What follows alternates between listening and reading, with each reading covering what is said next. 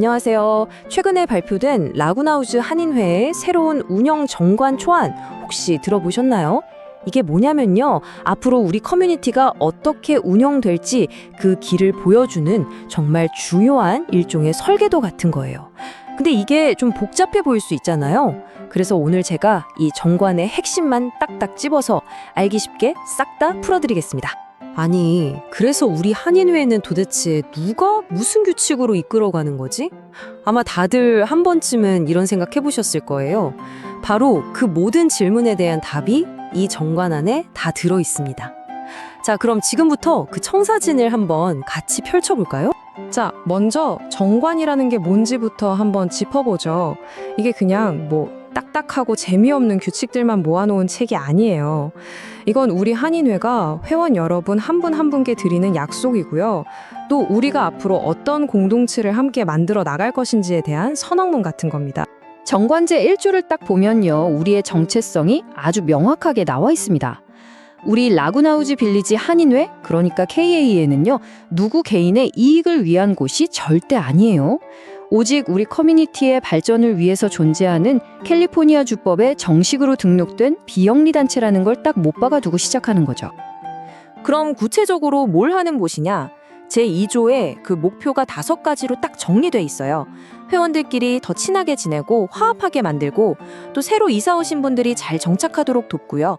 건강 정보나 복지 정보도 나누고 더 나아가서는 우리 한인 시니어들의 권익을 지키는 일까지 이 모든 활동의 중심에는 바로 회원 여러분이 있는 겁니다.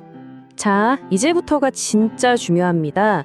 우리 한인회를 실제로 움직이는 핵심 구조에 대한 이야기인데요. 많은 분들이 이 부분을 제일 헷갈려 하시더라고요. 우리 한인회에는요, 역할이 아주 명확하게 나뉜 2개의 리더십 기구가 있습니다. 바로 한인회 집행부, 그리고 이사회입니다. 이걸 보시면 아마 이해가 확 되실 거예요. 회장님이 이끄는 집행부는 자동차의 엔진이라고 생각하시면 돼요. 현장에서 직접 발로 뛰면서 예산을 짜고 행사를 열고 매일매일 한인회 살림을 꾸려나가는 거죠. 반면에 이사회는요. 우리 한인회라는 차가 어디로 갈지 방향을 정하는 운전대 역할을 하는 겁니다. 집행부가 짜온 예산을 검토하고 승인해주고 또 장기적으로 중요한 정책들을 결정하는 그런 큰 그림을 그리는 곳이죠. 제7조에 나오는 이사회에 대해서 조금만 더 자세히 볼게요. 선출된 9명의 이사로 구성되고 임기는 3년입니다. 근데 여기서 진짜 주목해야 할 점이 있어요.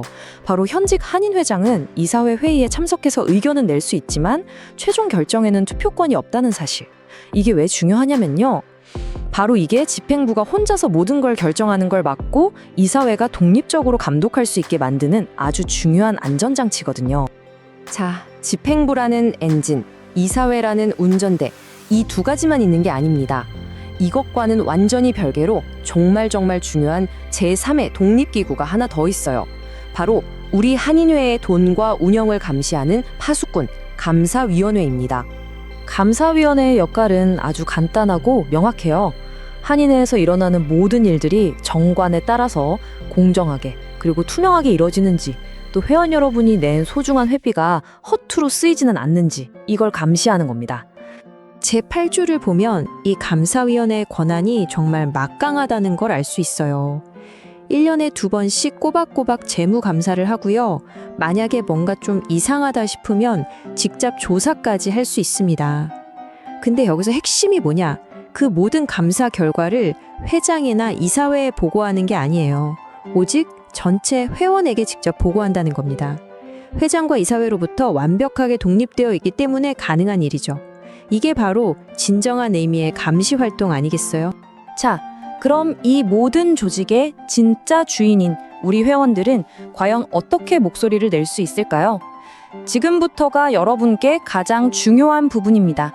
바로 여러분의 권리, 그리고 어떻게 참여해서 변화를 만들 수 있는지에 대한 이야기입니다. 제4조를 보면요. 라구나우즈에 집을 소유하고 계시고 한인회비를 내셨다. 그럼 누구나 정회원이 되시는 겁니다. 아주 간단하죠? 그리고 정회원이 되면 우리 대표를 내 손으로 뽑을 수 있는 투표권과 내가 직접 대표가 될 수도 있는 피선거권이라는 정말 강력한 2가지 권리를 갖게 되는 거예요. 바로 이 숫자, 50. 이게 바로 여러분의 힘을 보여주는 숫자입니다. 무슨 뜻이냐면요. 정관 제9조에 따라서 우리 정회원 50명의 추천 서명만 받으면요.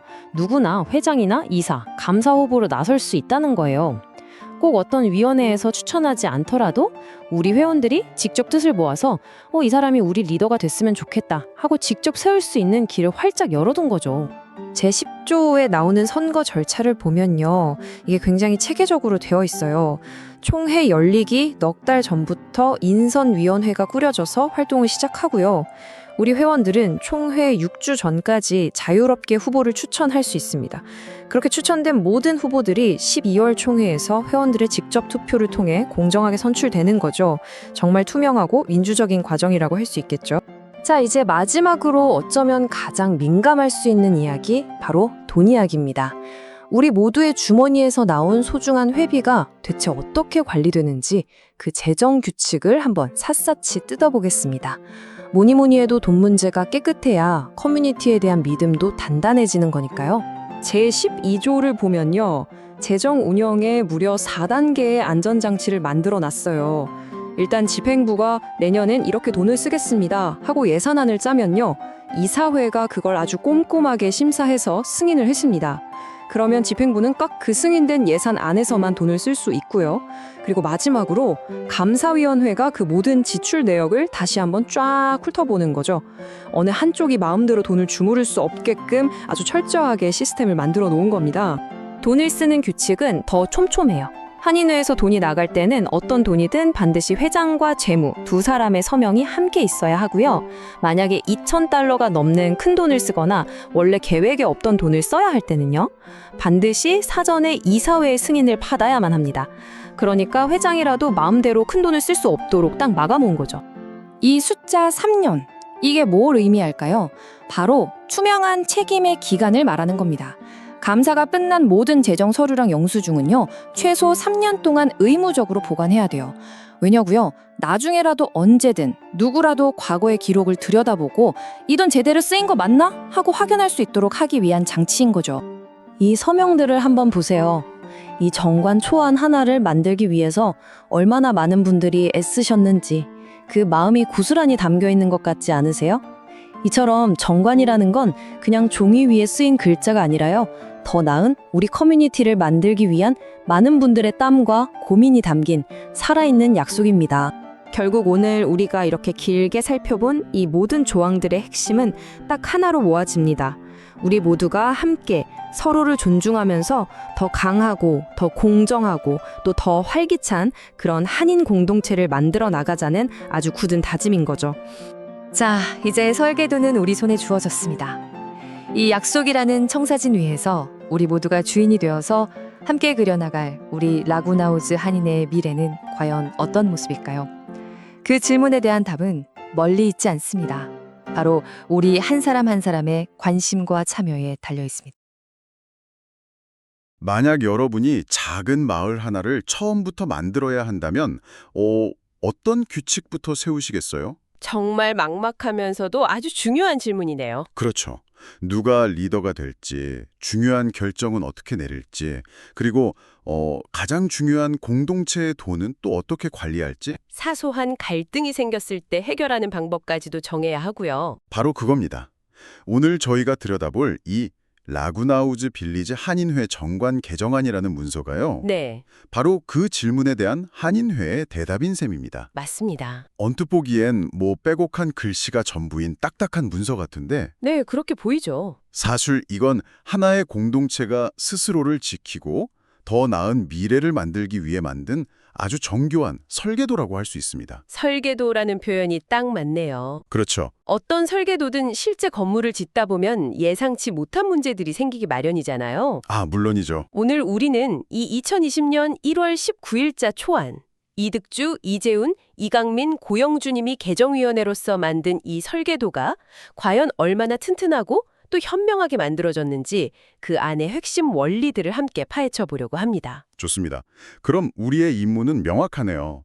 이 설계도를 따라가면서 이 공동체의 문은 누구에게 열려 있는지, 네, 권력은 어떻게 나뉘어져 있는지, 그리고 돈은 얼마나 투명하게 관리되는지를 여러분이 속 시원하게 이해할 수 있도록 안내해드리는 겁니다. 좋습니다. 자, 그럼 그 첫 장부터 한번 열어보죠.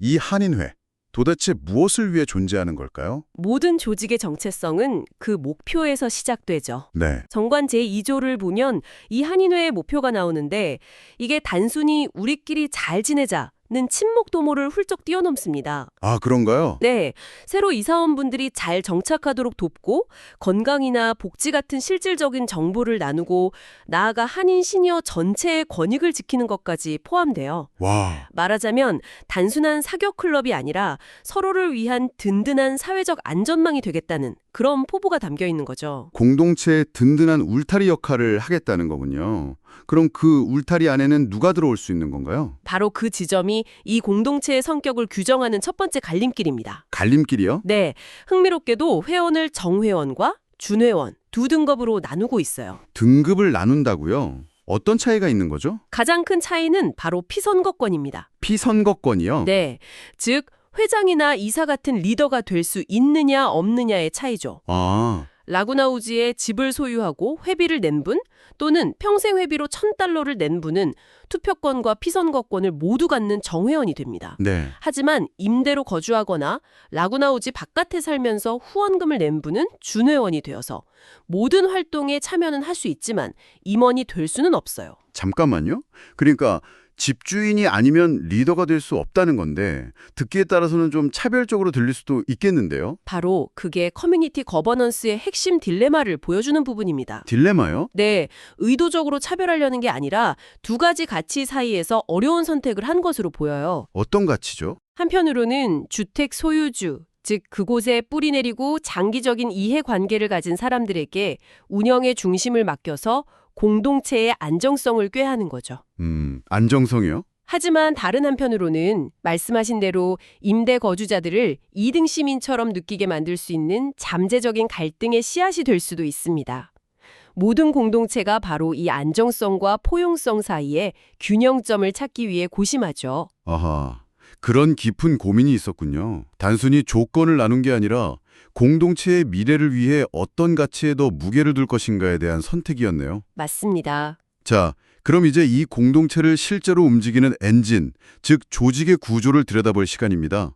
권력은 어떻게 나뉘어 있을까요? 아주 정교하게 세 개의 축으로 나뉘어 있습니다. 흔히 국가에서 말하는 삼권 분립과 굉장히 유사한 구조예요. 아, 삼권 분립이요? 네, 매일매일 열심히 발로 뛰며 일하는 한인회, 네, 집행부, 그리고 중요한 방향을 결정하고 승인하는 이사회, 의결기군요. 마지막으로 이 모든 과정이 제대로 돌아가는지 감시하는 감사위원회. 이 세 기구가 서로를 견제하며 균형을 맞추는 것이 이 설계도의 핵심입니다. 마치 자동차의 엑셀 핸들 브레이크 같네요. 하하, 비유가 아주 적절합니다. 먼저 엑셀 역할을 하는 한인회부터 살펴보죠. 구체적으로 어떤 일을 하나요? 한인회는 회장을 중심으로 한 실무집행기구, 즉 일하는 사람들입니다. 네, 다음 해 예산을 짜고 각종 행사를 기획하고 신입 회원을 돕는 등 공동체의 일상적인 운영을 전부 책임지죠. 임기는 어떻게 되나요? 회장의 임기는 1년이고 한 번 더 할 수 있으니 최대 2년 동안 이 공동체의 살림을 꾸려나가는 겁니다. 살림을 꾸리는 역할인 만큼 각 임원의 책임도 아주 구체적으로 정해져 있더군요. 네, 그렇죠. 특히 재무 담당자의 역할이 인상 깊었어요. 모든 영수증에 1년 번호를 붙여서 관리하고 감사가 끝난 뒤에도 3년이나 보관해야 한다고요. 맞습니다. 단 1달러라도 허투루 쓰지 않겠다는 의지가 엿보이는 부분이죠. 그렇네요. 그렇게 꼼꼼하게 계획하고 집행한 안건들은 이제 결정의 단계로 넘어갑니다. 아, 핸들 역할. 네, 바로 핸들 역할을 하는 이사회죠. 이사회는 한인회가 열심히 짜온 예산안이 합리적인지 심의해서 승인하고요. 정관을 바꾸거나 하는 아주 중요한 정책 방향을 최종 결정하는 곳입니다. 그러니까 한인회는 실행하고 이사회는 결정하는. 맞습니다. 역할 분담이 아주 명확하죠. 그런데 이사회 구성을 보니 총 9명의 이사로 이루어져 있는데 현직 한인 회장은 이사회에 참석은 하지만 투표권이 없다고 명시되어 있네요. 이건 왜 그런 건가요? 이건 아주 영리하고 중요한 장치입니다. 아, 그래요? 쉽게 말해서 일하는 사람, 즉 회장이 결정하는 회의, 이사회에 와서 이건 이렇게 합시다라고 자기 의견을 너무 강하게 밀어붙이거나 영향력을 행사하지 못하게 아예 투표권을 빼버린 거죠. 아, 일하는 사람과 결정하는 사람을 확실하게 분리해서 독단적인 운영을 막는 겁니다. 권력의 분리라는 원칙을 아주 철저하게 지키고 있군요. 그렇죠. 그런데 이사가 되려면 조건이 또 있네요.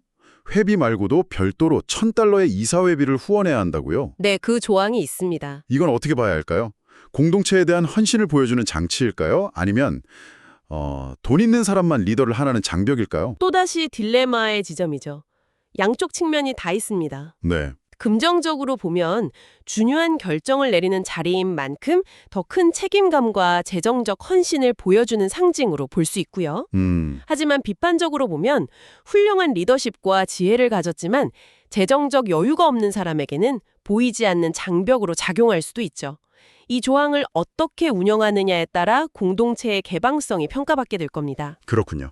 자, 그럼 엑셀, 한인회와 핸들, 이사회를 봤으니 마지막으로 가장 중요한 브레이크, 감사위원회가 남았습니다. 네, 돈은 제대로 쓰는지, 규칙은 잘 지키는지 누군가는 감시해야 하잖아요. 바로 그 역할을 하는 이 공동체의 독립적인 파수꾼입니다. 독립적인 파수꾼. 제가 독립적이라고 강조하는 이유가 있어요.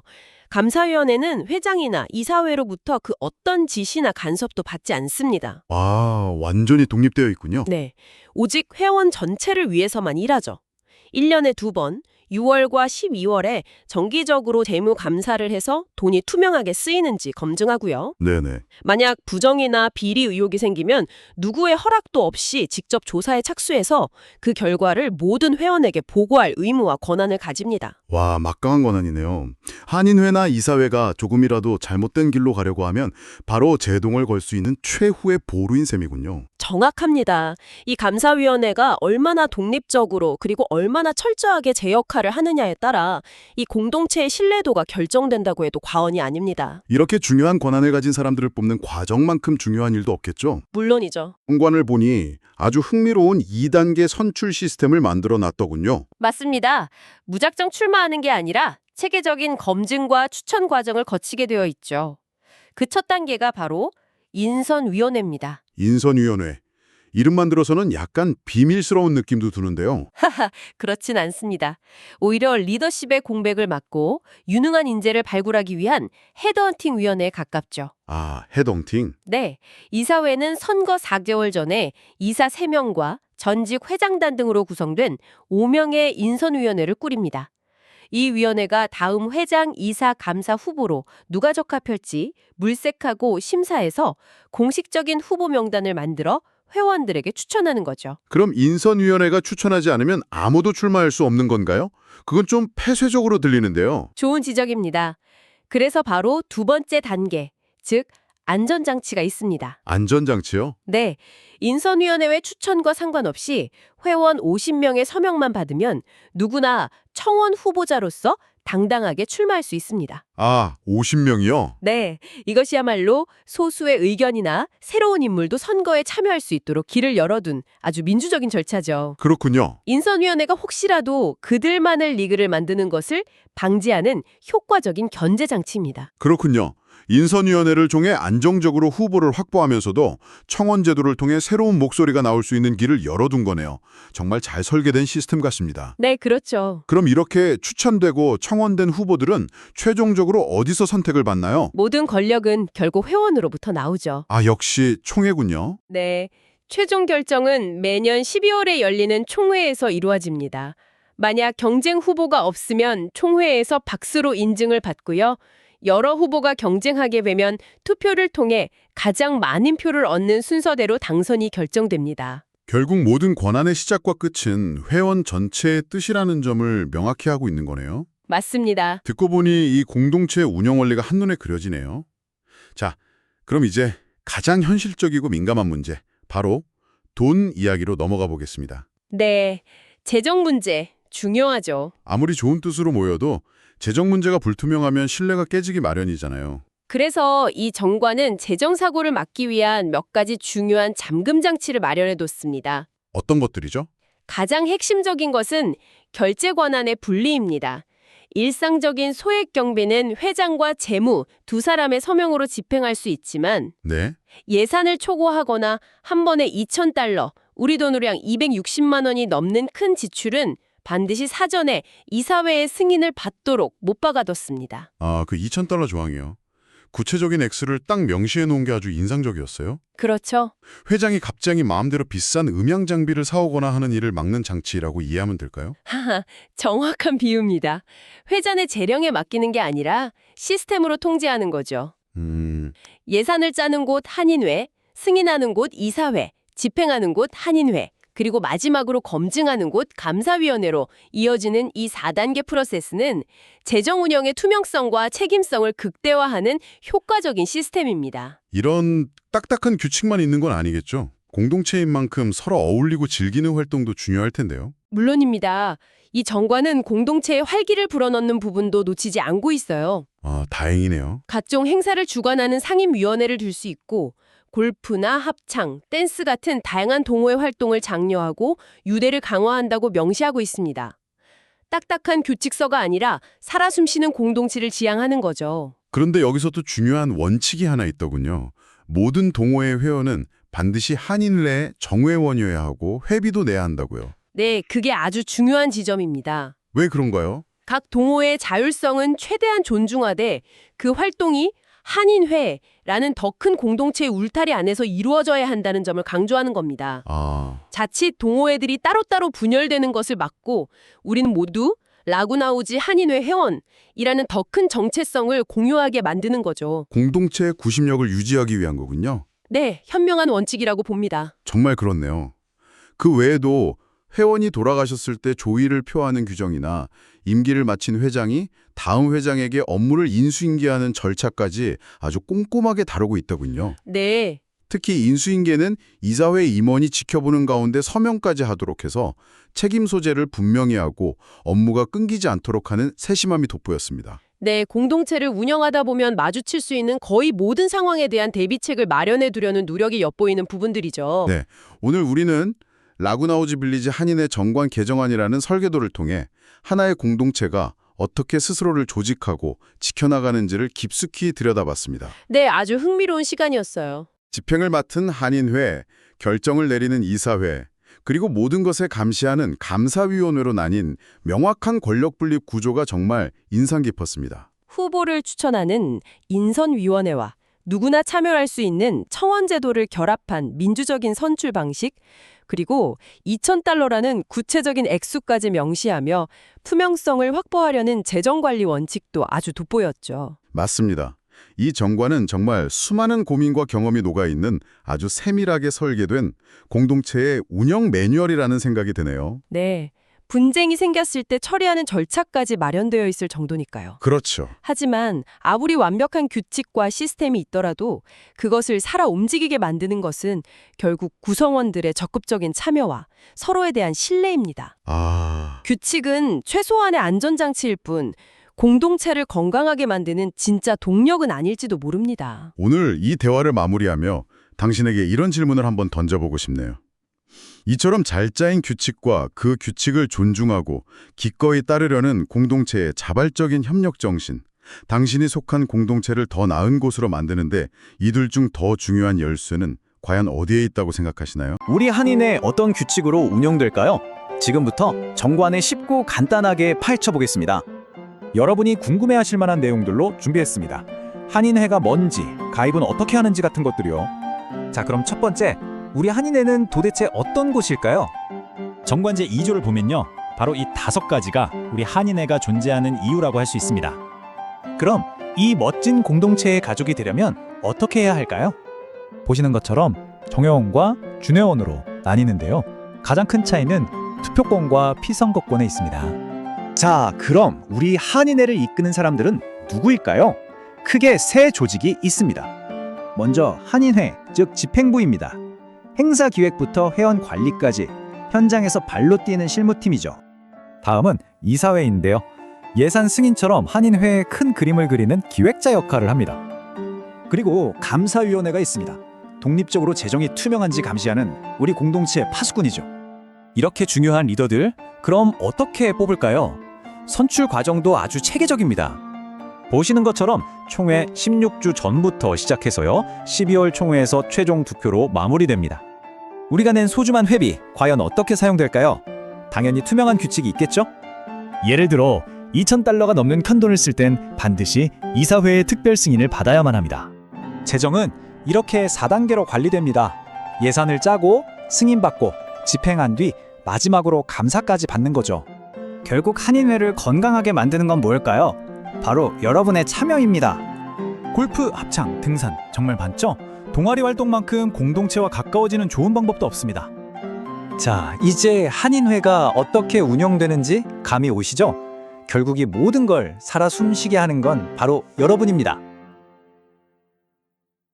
토론에 오신 것을 환영합니다. 오늘은 라구나우즈 빌리지 한인회의 미래 운영 방향을 결정할 2026년 1월 19일자 한인회 운영정관 개정안을 좀 깊이 있게 들여다보겠습니다. 이 정관은 한인사회의 화합과 발전을 위한 조직에 뭐랄까 뼈대를 세우는 아주 중요한 문서라고 할 수 있겠죠? 그렇습니다. 그래서 오늘 저희가 던질 핵심 질문은 바로 이것입니다. 이 정관 개정안은 과연 조직의 안정성과 투명성을 보장하는 견고한 시스템인가? 아니면 어쩌면 의도치 않게 특정 그룹의 권한을 집중시키고 일반 회원의 참여를 제한할 수 있는 그런 위험을 내포하고 있는가? 네, 저는 이 정관이 표면적으로는 굉장히 체계적으로 보이지만 인선위원회 구성이라든지 이사 자격 요건 같은 일부 조항들이 일반 회원의 참여를 막는 장벽으로 작용하고 또 권력의 집중을 야기할 수 있다는 그런 우려의 입장에서 논의를 풀어가 보겠습니다. 저는 그 반대입니다.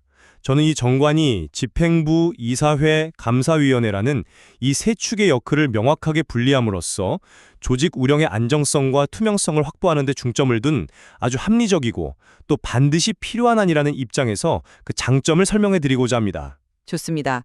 그럼 먼저 이 정관 개정안의 구조적 안정성을 옹호하시는 입장을 들어보도록 하겠습니다. 네, 저는 이 개정안의 가장 큰 장점은 바로 시스템을 통한 안정성 확보에 있다고 봅니다. 그러니까 감정에 휘둘리거나 특정 인물의 어떤 카리스마에 의존하는 게 아니라 잘 짜인 규칙을 통해서 공동체가 예측 가능하게 운용되도록 하는 것, 이게 핵심입니다. 제6조의 한인회, 즉 집행부, 그리고 제7조의 이사회, 제8조의 감사위원회, 이 세 기구가 명확한 역할 분담을 합니다.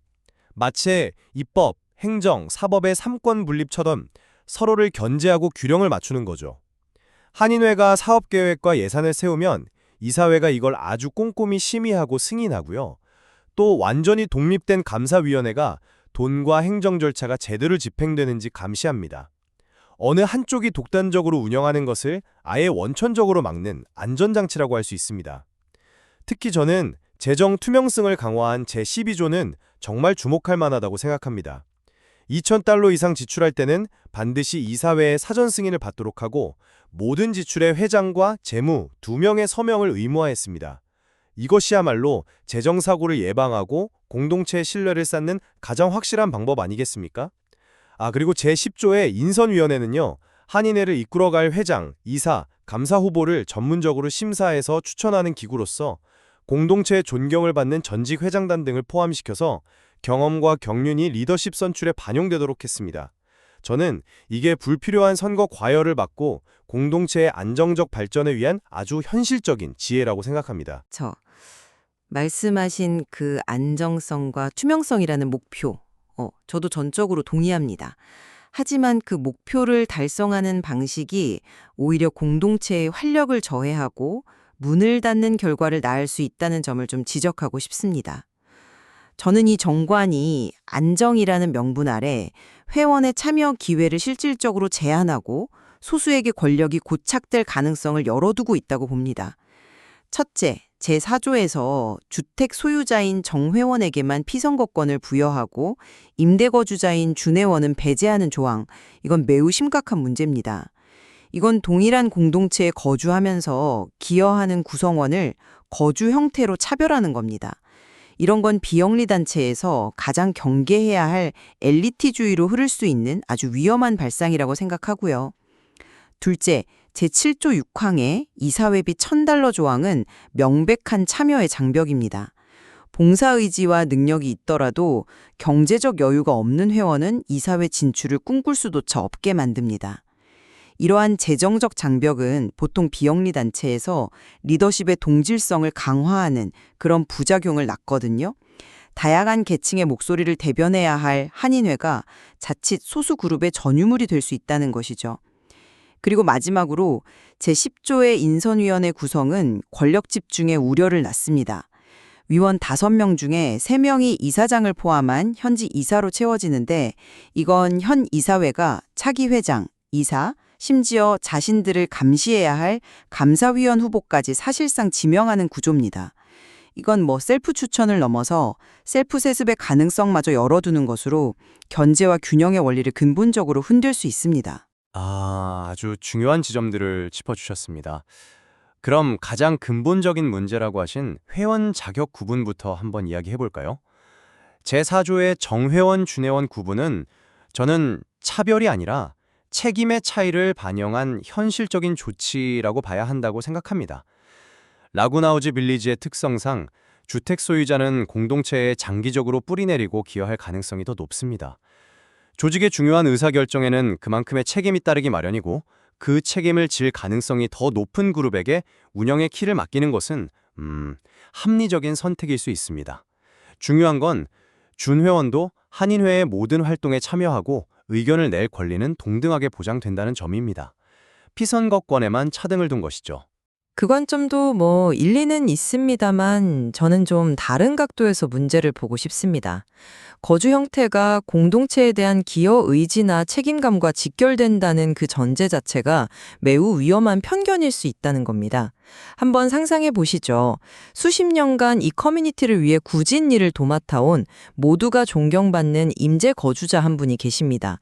모두가 그분을 리더로 원하지만 이 정관에 따르면 그분은 출마 자격조차 없습니다. 이게 과연 우리가 원하는 공동체의 모습일까요? 피선거권을 박탈하는 것은 단순히 권리 하나를 제한하는 게 아니라 그 회원을 2등 시민으로 규정하는 것과 같습니다. 이건 제2조가 말하는 회원 간의 친목과 화합 증진이라는 대원칙에 정면으로 위배되고요. 오히려 공동체의 위화감과 분열의 씨앗을 심는 결과를 낳을 수 있습니다. 그런 극단적인 사례도 있을 수는 있겠습니다만 정관은 보편적인 안정성을 위해 만들어지는 규칙 아니겠습니까? 그 지적은 차치하고 그렇다면 이사회비 $1,000가 참여의 장벽이라는 주장에 대해서는 어떻게 생각하시는지요? 저는 그것을 장벽이 아니라 책임감의 표현으로 봅니다. 연간 $1,000, 그러니까 한 달에 $100도 안 되는 금액입니다. 이 정도의 재정적 기여도 없이 공동체의 중대사를 결정하는 자리에 앉겠다는 것은 오히려 무책임할 수 있습니다. 또한 이 회비는 한인의 운용 예산의 상당 부분을 차지하는 아주 중요한 재원입니다. 이사들의 헌신적인 기부금이 없다면 한인회는 매번 행사 때마다 외부 손을 빌려야 하는 그런 불안정한 재정 구조를 갖게 될 겁니다. 이것은 책임과 헌신을 가시적으로 보여주는 상징적인 장치라고 생각합니다. 설득력 있는 주장이지만 혹시 이런 점은 고려해 보셨는지요? 그러니까 제 말은 책임감을 증명하는 방식이 왜 반드시 돈이어야 하는가 하는 점입니다. 시간과 재능, 노력으로 헌신하는 것도 똑같이, 아니 어쩌면 그 이상으로 가치 있는 기여입니다. $1,000라는 금액이 누군가에게는 부담 없는 돈일 수 있지만 은퇴 후에 빠듯한 연금으로 생활하시는 분들에게는 매우 큰 장벽입니다. 결국 이 조항은 재정적 여유가 있는 사람만이 리더가 될 수 있다는 메시지를 주게 됩니다. 이건 우리 공동체가 가진 잠재적인 리더풀을 스스로 좁히는 결과를 낳습니다. 만약에 재정 기여가 꼭 필요하다면 이사 개인이 아니라 이사회가 공동으로 묵은 목표를 설정하고 달성하는 방식으로 책임감을 증명할 수도 있지 않겠습니까? 왜 굳이 개인에게 재정적 문턱을 지워야 하는 걸까요? 운영의 묘를 살리는 방안이 될 수는 있겠네요. 하지만 지금 말씀하신 그 보이지 않는 장벽이 사실 더 무서운 것일 수 있습니다. 이제 그 지점에서 인선위원회 이야기로 넘어가 보죠. 제10조의 인선위원회는 바로 그런 폐단을 막기 위한 장치입니다. 돈이나 인맥이 아니라 덕망과 인품, 봉사 경험을 두루 갖춘 후보를 객관적으로 발굴하자는 취지입니다. 무분별한 후보 난립으로 공동체가 분열되는 것을 막고 검증된 인물을 선출하기 위한 효율적인 필터링 시스템인 셈이죠. 그리고 중요한 것은 이 제도가 결코 폐쇄적이지 않다는 점입니다. 제9조 3항은 회원 50명의 추천을 받으면 누구나 청원 후보자가 될 수 있는 길을 명확히 열어두고 있습니다. 인선위원회 추천을 받지 못하더라도 회원들의 지지를 받으면 출마할 수 있으니 민주적 참여가 충분히 보장되는 것 아닙니까? 잠깐만요. 그 50명이라는 숫자가 현실적으로 얼마나 어려운지 혹시 생각해 보셨습니까? 기존 조직의 지원 없이 인맥이 넓지 않은 신규 후보가 활동적인 회원 50명의 서명을 직접 받는다는 건 보통 일이 아닙니다. 수주가 걸릴 수도 있는 힘든 과정이죠. 이건 현실적으로 매우 높은 문턱입니다. 특히 인선위원회 자체가 현 이사회 중심으로 구성된 상황에서 청원 후보자는 외부인 혹은 도전자로 비춰져서 공정한 경쟁을 하기 어려운 구조적 문제가 있습니다.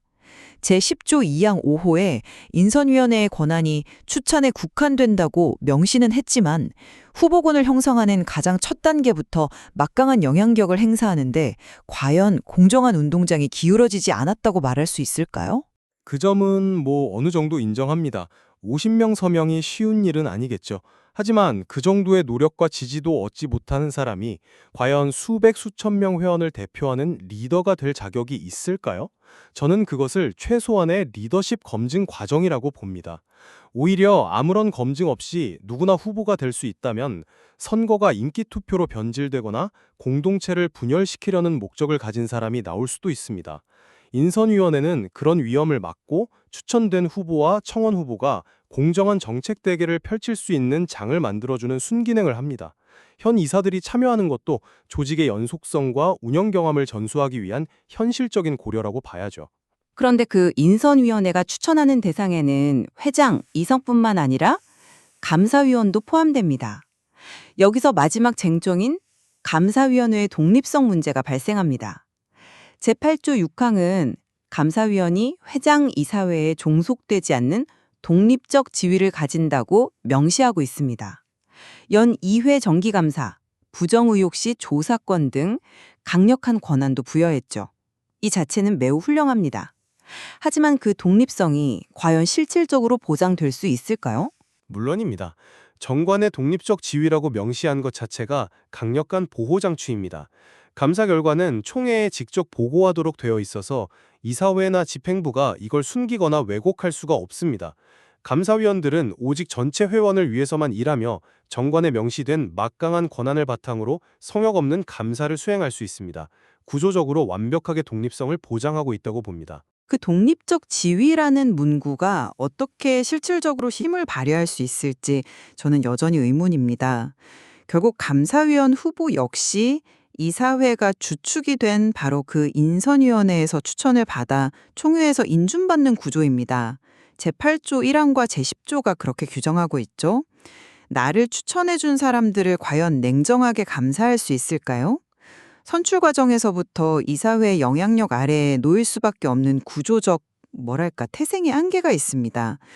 만약 이사회나 집행부의 민감한 비리 의혹이 발생했을 때 과연 감사위원회가 정치적 부담을 무릅쓰고 얼마나 엄격하고 독립적인 칼날을 휘두를 수 있을지 저는 회의적입니다.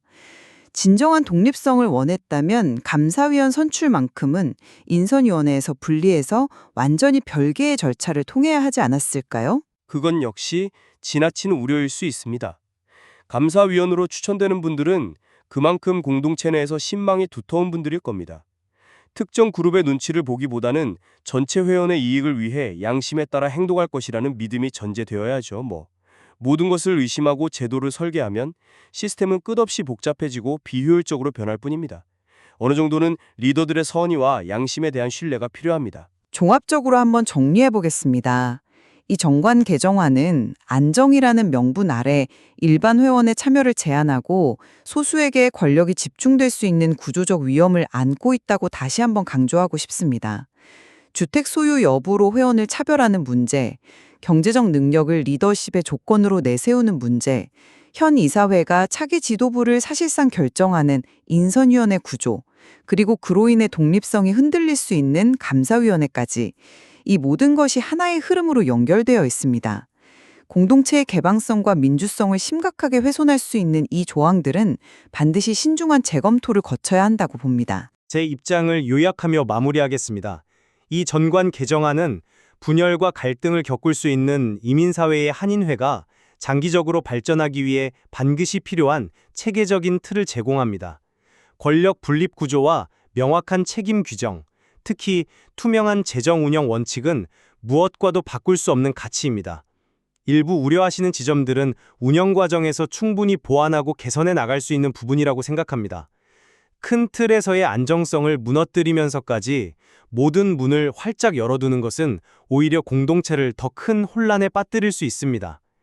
지금 우리에게 필요한 것은 완벽한 이상이 아니라 작동 가능한 최선의 시스템입니다. 오늘 논의된 라구나우즈 빌리지 한인회 정관 개정안은 공동체의 미래를 결정하는 중요한 갈림길을 보여줍니다. 한편에서는 경험과 경륜을 바탕으로 한 체계적인 안정성을, 다른 한편에서는 모든 구성원의 평등한 참여와 개방성을 강조했습니다. 네, 결국 이 논의는 우리가 공동체의 신뢰를 어디에 둘 것인가의 문제로 귀결되는 것 같습니다. 잘 짜인 제도와 검증된 리더십의 신뢰를 둘 것인가, 아니면 모든 회원의 집단 지성과 자발적 참여의 신뢰를 둘 것인가. 오늘 저희의 대화가 이 균형점을 찾는데 조금이나마 도움이 되었기를 바랍니다. 이 자료에는 저희가 오늘 다룬 내용 외에도 더 많은 탐구의 여지가 남아 있습니다. 우리 한인회 어떤 규칙으로 운영될까요? 지금부터 정관에 쉽고 간단하게 파헤쳐보겠습니다. 여러분이 궁금해하실 만한 내용들로 준비했습니다. 한인회가 뭔지, 가입은 어떻게 하는지 같은 것들이요. 자, 그럼 첫 번째, 우리 한인회는 도대체 어떤 곳일까요? 정관제 2조를 보면요, 바로 이 5가지가 우리 한인회가 존재하는 이유라고 할 수 있습니다. 그럼 이 멋진 공동체의 가족이 되려면 어떻게 해야 할까요? 보시는 것처럼 정회원과 준회원으로 나뉘는데요. 가장 큰 차이는 투표권과 피선거권에 있습니다. 자, 그럼 우리 한인회를 이끄는 사람들은 누구일까요? 크게 3 조직이 있습니다. 먼저 한인회, 즉 집행부입니다. 행사 기획부터 회원 관리까지 현장에서 발로 뛰는 실무팀이죠. 다음은 이사회인데요. 예산 승인처럼 한인회의 큰 그림을 그리는 기획자 역할을 합니다. 그리고 감사위원회가 있습니다. 독립적으로 재정이 투명한지 감시하는 우리 공동체의 파수꾼이죠. 이렇게 중요한 리더들, 그럼 어떻게 뽑을까요? 선출 과정도 아주 체계적입니다. 보시는 것처럼 총회 16주 전부터 시작해서요, 12월 총회에서 최종 투표로 마무리됩니다. 우리가 낸 소중한 회비, 과연 어떻게 사용될까요? 당연히 투명한 규칙이 있겠죠? 예를 들어 $2,000가 넘는 큰돈을 쓸 땐 반드시 이사회의 특별 승인을 받아야만 합니다. 재정은 이렇게 4단계로 관리됩니다. 예산을 짜고, 승인받고, 집행한 뒤 마지막으로 감사까지 받는 거죠. 결국 한인회를 건강하게 만드는 건 뭘까요? 바로 여러분의 참여입니다. 골프, 합창, 등산 정말 많죠? 동아리 활동만큼 공동체와 가까워지는 좋은 방법도 없습니다. 자, 이제 한인회가 어떻게 운영되는지 감이 오시죠? 결국 이 모든 걸 살아 숨쉬게 하는 건 바로 여러분입니다.